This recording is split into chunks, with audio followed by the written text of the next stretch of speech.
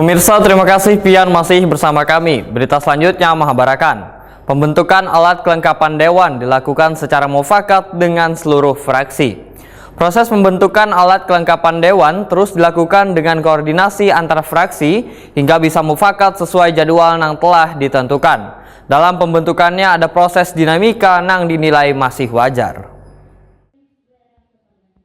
Pembentukan alat kelengkapan dewan dilakukan secara mufakat dengan seluruh fraksi. Proses pembentukan alat kelengkapan dewan terus dilakukan dengan koordinasi antar fraksi sehingga bisa mufakat sesuai jadwal yang telah ditentukan. Dalam pembentukannya ada proses dinamika yang dinilai masih wajar.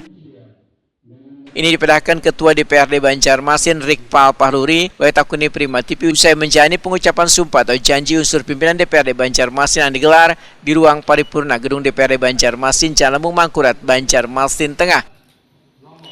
Rikpal Pahluri menyatakan pembentukan alat kelengkapan dewan ditargetkan sudah selesai di awal Oktober 2024, diantaranya penyusunan keanggotaan di Badan Komisi, Badan Anggaran, Badan Musyawarah, Badan Pembuat Peraturan Daerah, dan Badan Kehormatan. Memimpin rapat, kemudian mengambil keputusan itu mencoba seobjektif mungkin, ya kan? Karena memang debatable sih di situ. Cuma ya tadi ketika masih belum ada yang menerima, tentunya kita juga belum memutuskan. Artinya kan begitu. Sehingga kita mau memutuskan ketika semuanya mau menerima. Ketika sudah akur seberatan. Sehingga asas yang kita kedepankan adalah asas kebersamaannya. Ketika bersama di dalam mengambil keputusan itu tidak sinkron semuanya, belum ada yang sinkron, ya kan?